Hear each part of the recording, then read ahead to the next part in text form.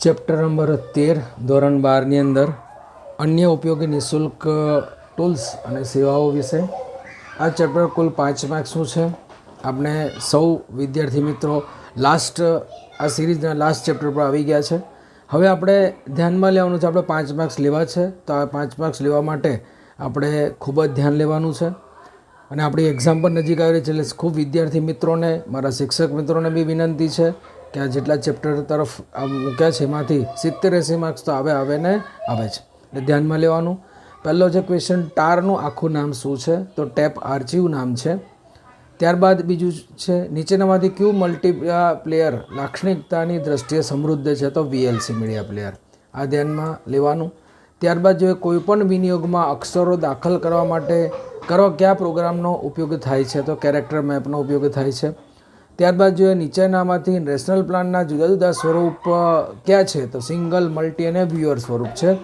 3 સ્વરૂપો છે, એટલે ધ્યાનમાં લેવાનું. ખૂબ જ વિદ્યાર્થી મિત્રો લાસ્ટ ચેપ્ટરમાં અને ત્યારબાદ તમને જે ઉપયોગી થવાનું છે આ બધા જ ક્વેશ્ચનો, એ બદલ આપ જે કંઈ તમારા વિદ્યાર્થી મિત્રો ત્યાં સુધી પહોંચાડતો હતો. ત્યારબાદ હું તમને એક ક્વેશ્ચન બેંક પણ મોકલવાનો છું, જે આન્સર સાથે હશે. 100 માર્ક્સની ક્વેશ્ચન બેંક હશે, આન્સર સાથે તમને જોવા મળશે.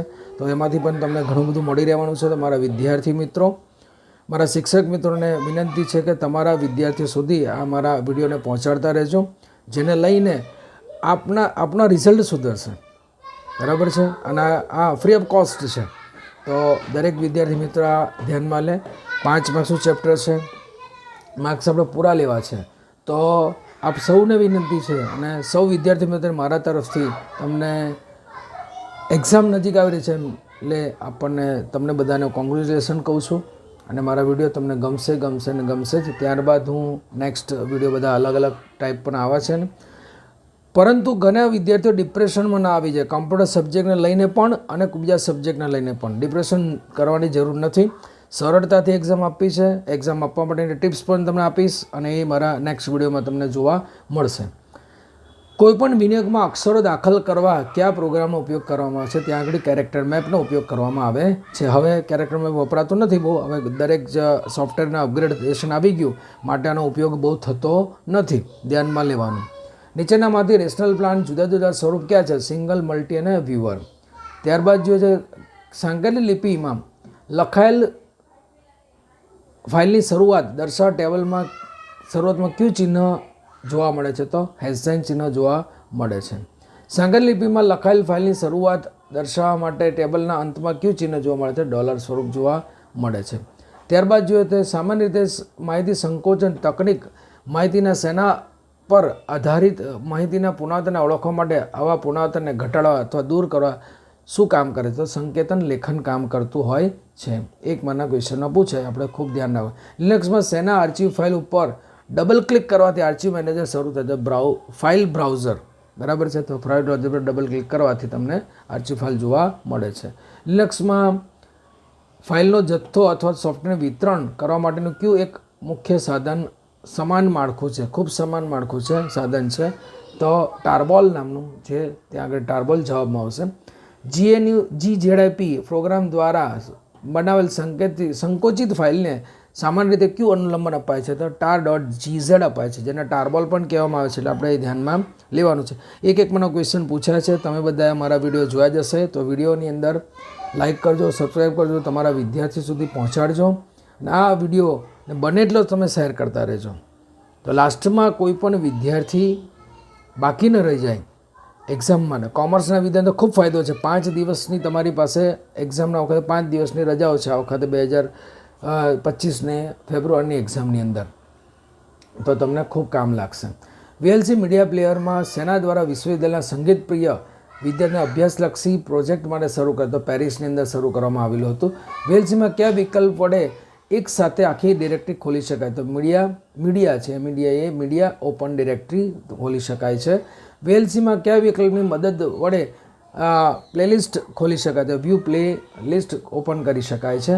આમાં જવાબ બી આવશે. એટલે કોઈ પણ જવાબ લખતી વખતે ધ્યાનથી આપણે લખવા છે. દરેક વિદ્યાર્થીને મારી વિનંતી છે કે તમે કોઈ પણ પ્રશ્નનો જવાબ લખો ત્યારે અટેમ્પ્ટ કરતા હોય ત્યારે તમે એક વસ્તુ ધ્યાનમાં લેજો કે આપણે બિલકુલ શાંતિથી મનને સ્ટેબિલિટીથી આપણે કોઈ પણ પ્રશ્નનો જવાબ લખવો છે. VLC મીડિયા પ્લેયરનું ક્યુ માળખું એ સર્વસામાન્ય માળખું છે. M3U માળખું એ સર્વસામાન્ય માળખું છે. આમ તો બધા જ માળખાઓ અંદર આવે છે. MP4B આવે, મીડિયા આવે, MP3 આવે, બધાને સપોર્ટ કરતું છે, પણ સર્વસામાન્ય માળખું કઈ રીતે છે એ. ગૂગલ નકશાની સેવા ક્યુ વેબ સરનામું આપી શકે છે? ગૂગલ નકશાની સેવા maps.google.co.in સરનામું આપી શકે છે. એ બી co.in કરીને મેપ વિકલ્પ તો એ બી આપી શકે છે. આર કોમનની નિશાની તરીકે શેનો ઉપયોગ કરવામાં આવે છે? તો હેશસાઇનનો ઉપયોગ કરવામાં આવે છે. આરમાં નીચે પૈકી કયો મૂળભૂત ડેટા ટાઈપ છે? તો એ બી બંને છે, સ્ટ્રિંગ અને નંબર બંને. આરમાં અચલ બનાવવા માટે નીચેની કઈ નિશાની ઉપયોગમાં? તો ઇક્વલ ટુ નિશાનીનો ઉપયોગ થતો હોય છે. આરમાં ઓનલાઈન મદદ મેળવવા માટે કયો કમાન્ડ વપરાય છે? તો હેલ્પ કમાન્ડ વપરાય છે. આર સોફ્ટવેર ગાણિતિક પ્રક્રિયાઓ માટે વધુ પડતો ઉપયોગ થતો હોય છે, માટે આપણે ધ્યાનમાં લેવાનું છે. એક મનો ક્વેશ્ચન પૂછાય છે, એટલે આપણે એક મનો ક્વેશ્ચન જ્યારે લખતા હોય આન્સર ત્યારે આપણે ધ્યાનમાં લેવાનું છે. ઓકે, નાઉ આઈ એમ સ્ટાર્ટેડ સેકન્ડ. બરાબર. આરમાં યાદીમાંથી મધ્યક શોધવા માટે કયું વિધેય ઉપયોગી બને છે? તો મીન વિધેય ઉપયોગી બનતું હોય છે. આરમાં આલેખ દોરવા માટે કયા વિધેયનો ઉપયોગ થાય છે? ત્યાં બાર પ્લોટનો વિધેયનો ઉપયોગ થાય છે. બાર પ્લોટ વિધેયની આર્ગ્યુમેન્ટ બોર્ડરનો કલર દર્શાવે છે. તો બોર્ડર નામનું દર્શાવે છે. હા, જોવા મળે ક્વેશ્ચનમાં, ધ્યાનમાં લેવાનું આપણે. આરમાં હિસ્ટોગ્રામ દોરવા માટે કયું વિધેય વપરાય છે? તો હિટ નામનું વિધેય વપરાય છે.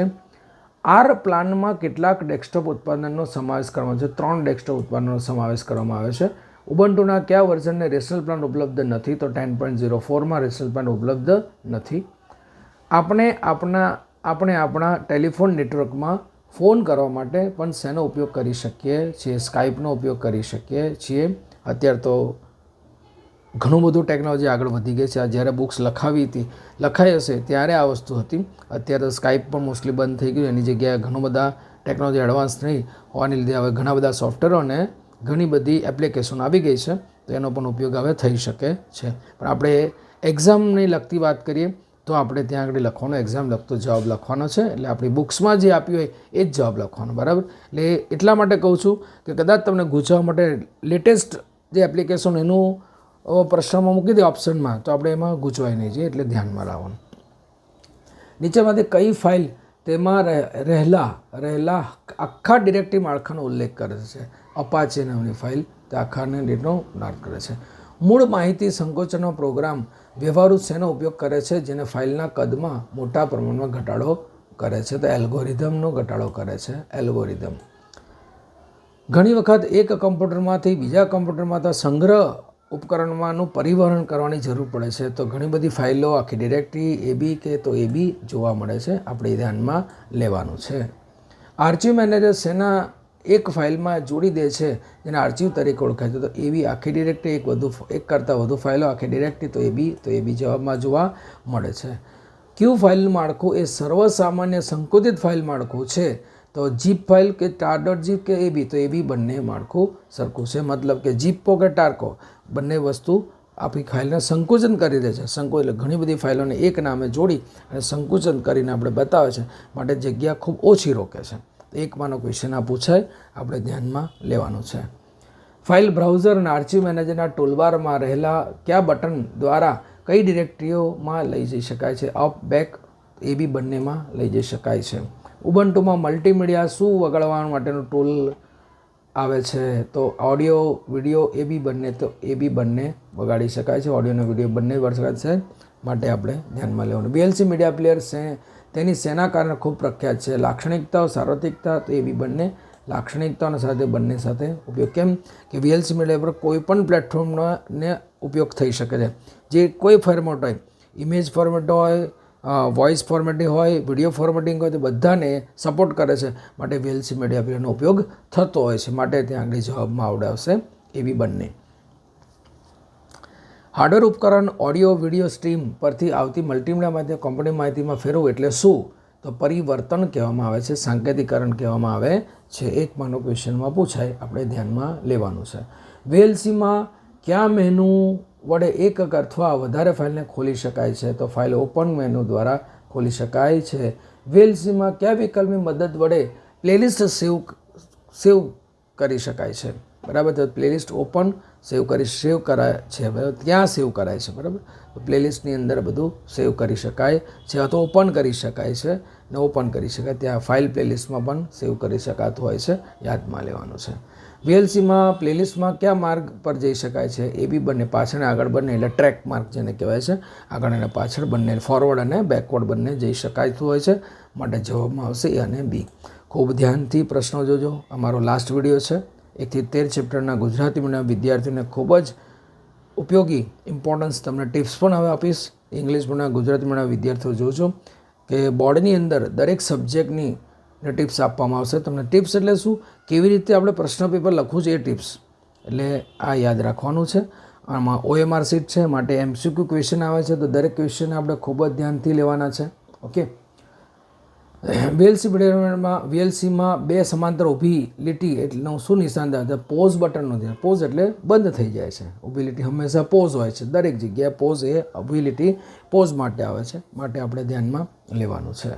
VLCમાં મલ્ટીમીડિયા ફાઇલને એક માળખામાંથી બીજા માળખામાં પરિવર્તિત કરવા કયો વિકલ્પ પસંદ કરવામાં આવે છે? તો મીડિયા કન્વર્ટર સેવ વિકલ્પ પસંદ કરવામાં આવે છે. એકમાંનો ક્વેશ્ચન પૂછાઈ શકે છે. કેરેક્ટર મેપ પ્રોગ્રામમાં અક્ષરો વિશેની વધુ માહિતી કયા નામના ટેબમાં આપેલ હોય છે? તો કેરેક્ટર ડિટેલમાં ટેબમાં આવેલું હોય છે, આપણે ધ્યાનમાં લેવાનું છે. નીચે પૈકી કયું એક આંકડાકીય ગણતરી માટે નિઃશુલ્ક સોફ્ટવેર છે? તો તેને R સોફ્ટવેર કહેવામાં આવે છે, અને આંકડાકીય નિઃશુલ્ક સોફ્ટવેર છે. Rમાં બીજી પ્રોગ્રામિંગ ભાષાની જેમ જ સમાન શુદ્ધ પ્રક્રિયક વિધિઓ બંને દર્શાવતું હોય છે. Rમાં લિસ્ટ બનાવવા માટે કયા વિધિનો ઉપયોગ થાય છે, જેને જુદા જુદા નંબરની યાદી ભેગા કરે છે? તો ત્યાં આગળ લિસ્ટ આમતો આવે છે જવાબમાં, C વિધિનો ઉપયોગ કરાય છે. Rમાં શેનું નામ દાખલ કરી એન્ટર દબાવવાથી તેનું મૂલ્ય જોવા મળે છે? તો અચલ, બરાબર છે. એન્ટર દબાવવાથી અચલનું મૂલ્ય જોવા મળે છે. R નિશાનનો R પ્રોમ્પ્ટ દર્શાવે છે, ત્યાં R પ્રોમ્પ્ટ દર્શાવવા માટે, બરાબર, R પ્રોમ્પ્ટ દર્શાવવા માટે ગ્રેટર ધેનનો ઉપયોગ થતો હોય છે. બ્રાઉઝરમાં ઓનલાઈન મદદ ખોલવા માટે Rમાં કયો કમાન્ડ વપરાય છે? તો હેલ્પ અને સ્ટાર્ટ કમાન્ડ વપરાતો હોય છે. Rમાં ક્રમાંકની હારમાળા દર્શાવવા માટે બનાવવા માટે શરૂના અને અંતના નંબરમાં કયું વિધાન? તો કોલન વિધાન વપરાય છે, કોલન ચિહ્ન વપરાતું હોય છે. Rમાં યાદીમાં મધ્ય શોધવા માટે કયું વિધાન વપરાય? મીડિયન વિધાન વપરાતું હોય છે. રેશનલ પ્લાન ઉબુન્ટુમાં કયા અને ત્યાર પછીના વર્ઝનમાં જ ઉપલબ્ધ હોય છે? 12 અને 12.4 વર્ઝનમાં ઉપલબ્ધ હોય છે, બીજા કોઈ વર્ઝનમાં ઉપલબ્ધ હોતું નથી. ખૂબ જ નાનો વિડીયો છે, 5 માર્ક્સનો ક્વેશ્ચનો પૂછાય છે. આપણે બધા જ વિદ્યાર્થીઓએ, બરાબર, બધા વિદ્યાર્થીઓ આપણે ધ્યાનમાં લેવાનું છે. અને ખૂબ ખૂબ તમને ધન્યવાદ આપું છું કે મારા વિડીયોને તમે તમારા વિદ્યાર્થી સુધી પહોંચાડો. દરેક શિક્ષક મિત્રોને બી વિનંતી છે, મારા વિડીયોને લાઇક કરતા રહેજો, સબસ્ક્રાઈબ કરતા રહેજો અને તમારા વિદ્યાર્થી સુધી પહોંચાડતા રહેજો. બનાવવા વિડીયો આવતા રહેશે, આપણે ધ્યાન